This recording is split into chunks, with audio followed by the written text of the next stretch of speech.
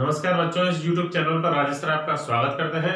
आज अपन first chapter पढ़ेंगे मृदा, खनिज, चट्टानों का अपक्षय और मृदा निर्माण। इस चैप्टर में हम देखेंगे कि राजस्थान माध्यमिक शिक्षा बोर्ड ने कुछ टॉपिक्स जो हैं इसमें से कम किए हैं कोरोना महामारी को देखते हुए।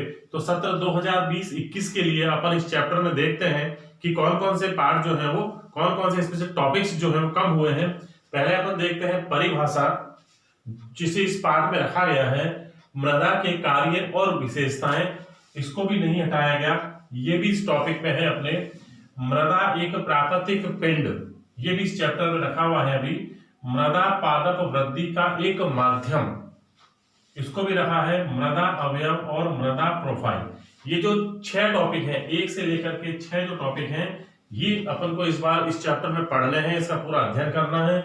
इसके अलावा भूमि, चट्टानों और खनिजों के प्रकार, इसको इस बार इस सिलेबस में से हटा दिया गया है। उसके अलावा चट्टानों का अपक्षय और मृदा निर्माण, इस टॉपिक को भी इस चैप्टर में से इस बार हटा दिया गया है। इसके बाद है मृदा निर्माण के कारक, इस टॉपिक को भी इस बार बोर्ड ने इस चैप्टर में से हटा दिया गया है। तो अपन जो पढ़ेंगे वो है परिभाषा, यानी जो मृदा है उसकी परिभाषा क्या होगी, मृदा के कार्य और उसकी विशेषताएं, मृदा एक प्राकृतिक पिंड, इस टॉपिक के बारे में अपन पढ़ेंगे बच्चों। मृदा पादप वृद्धि का एक माध्यम है और मृदा अवयव और मृदा प्रोफाइल। यानी ये जितने भी टॉपिक मैंने राइट के निशान जहां लगा रखे हैं, ये इस बार केवल इस साल के लिए 2021 के लिए माध्यमिक शिक्षा बोर्ड ने केवल ये ही इस चैप्टर में टॉपिक पढ़ने के लिए कहा है। बाकी जो 3 जो नीचे के टॉपिक्स हैं उसको हटा दिया गया है, इस बार वो कोर्स में नहीं है। तो 2020-21 में जो भी बोर्ड एग्जाम होगा उसमें अपन इन टॉपिकों का अध्ययन करेंगे और इसी में से प्रश्नों को पूछा जाएगा। बच्चों, ये जो पहला जो पार्ट है मृदा, खनिज, चट्टानों का अपक्षय और मृदा निर्माण, इसमें अपन जो टॉपिक पढ़ेंगे इस वीडियो में उसमें है, पहले अपन पढ़ेंगे मृदा की परिभाषा के बारे में। दूसरा जो टॉपिक अपना रहेगा इसमें मृदा की विशेषता है। तीसरा टॉपिक मृदा के कार्य। इन 3 टॉपिकों को इस वीडियो में अपन पूरा अध्ययन करेंगे विस्तार से। और उसके बाद महत्वपूर्ण प्रश्न, यानी ये जो अपने 3 जो टॉपिक अपन पढ़ेंगे, इन तीनों टॉपिक से संबंधित जितने भी प्रश्न हैं, महत्वपूर्ण प्रश्न जो बोर्ड एग्जाम में आ सकते हैं, उसका अभ्यास अपन करेंगे। तो ये जो टॉपिक्स हैं, इस आधार पर अपन इस पार्ट की शुरुआत करते हैं। आइए देखते हैं इस पार्ट में। सबसे पहले अपन बात करते हैं मृदा के परिभाषा की। मृदा की कि मृदा क्या होती है। मृदा जो है वास्तव में इस मृदा शब्द की जो उत्पत्ति हुई है, इस मृदा शब्द की उत्पत्ति लैटिन भाषा का एक शब्द है, लैटिन भाषा के शब्द सोलम से इसकी उत्पत्ति हुई है। यानी सोलम जो है उसका अर्थ होता है फर्श या फ्लोर, इसको हम फर्श या फ्लोर कहते हैं। और इसी शब्द से इस मृदा की उत्पत्ति हुई है। यानी फ्लोर का अर्थ ये हुआ कि पृथ्वी की जो सबसे ऊपरी परत होती है, ये परतें होती हैं बहुत सारी, इसमें जो ऊपरी परत है, सबसे ऊपर की जो परत है, उसे ही फर्श के रूप में या फ्लोर के रूप में कहा गया और ये ही मृदा कहलाई। ऊपरी परत जो होती है वो सोलम कहलाती है और इस सोलम को ही क्या कहा गया, मृदा कहा गया, क्योंकि ये इसमें एक फर्श की तरह, फर्श या फ्लोर के समान कार्य करती है, इसलिए इसे मृदा शब्द की उत्पत्ति हुई। मृदा जो होती है वास्तव में ये एक त्रिविमीय प्राकृतिक पिंड होता है, जिसकी अपनी एक लंबाई होती है, इसकी अपनी चौड़ाई होती है और इसकी गहराई होती है। यानी मृदा की लंबाई, चौड़ाई और गहराई होती है और यह एक प्राकृतिक पिंड होता है। यह पौधों के लिए भी एक यांत्रिक आधार प्रदान करता है और जल तथा पोषक तत्व उनको उपलब्ध कराता है। फिर अपन बात करते हैं इसकी कंप्लीट परिभाषा की कि वास्तव में मृदा को अपन किस प्रकार से परिभाषित कर सकते हैं। तो जो मृदा है उसकी परिभाषा इस प्रकार हम दे सकते हैं कि मृदा एक प्राकृतिक पिंड होता है जो पृथ्वी की सबसे ऊपरी जो परत होती है उस परत का निर्माण तो करता ही है और साथ में वनस्पतियों का भी पोषण प्रदान करती है। इसको 2 वैज्ञानिक आए थे, जोसेफ एफ मार्बट, उन्होंने इसको परिभाषित किया। देखते हैं कि जोसेफ और मार्बट ने इसको क्या परिभाषा दी। अनुसार मृदा की जो परिभाषा है वो ये है कि मृदा एक प्राकृतिक पिंड होता है जो प्राकृतिक पदार्थों पर प्राकृतिक बलों के प्रभाव से विकसित हुई है। प्राय भिन्न भिन्न गहराइयों के खनिज तथा कार्बनिक अवयवों के संस्तरों के अनुसार इसके भेद किए जाते हैं। यानी इनमें पाए जाने वाले कार्बनिक पदार्थ और खनिज पदार्थों के आधार पर इनको भिन्न भिन्न लेयर में बांटा गया है, संस्तर में बांटा जाता है।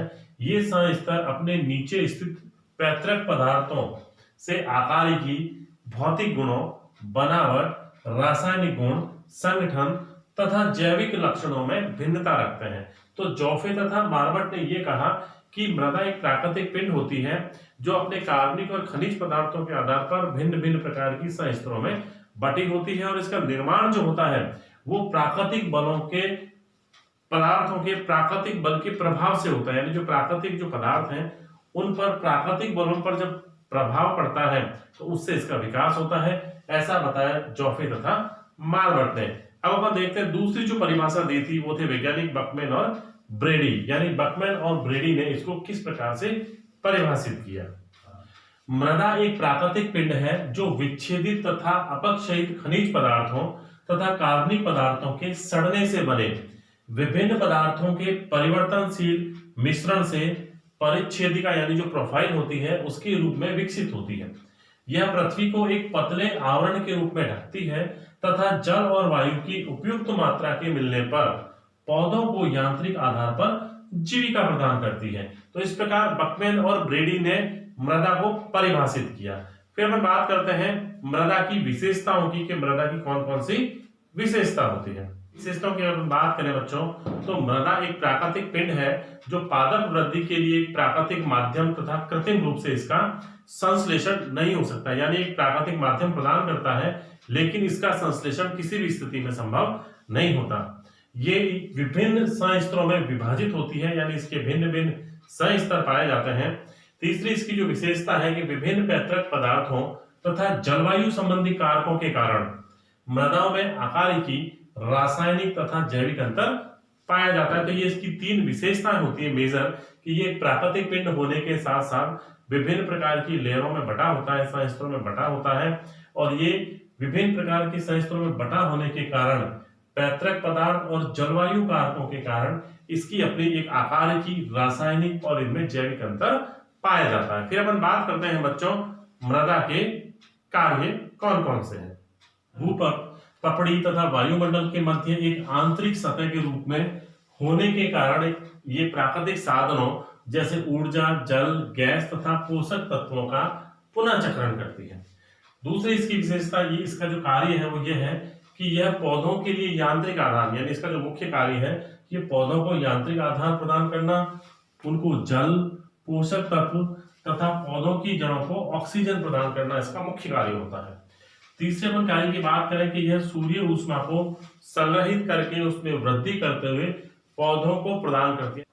यह विभिन्न जीव जंतुओं और पेड़ पौधों के निवास स्थान होती है, यानी इसमें विभिन्न प्रकार के पेड़ पौधे और जीव जंतु पाए जाते हैं। अगला है कि मृदा की ऊपरी सतह का उपयोग कृषि फसलों के उत्पादन में किया जाता है। यानी मृदा की जो ऊपरी परत होती है उसका निर्माण कहाँ किया जाता है?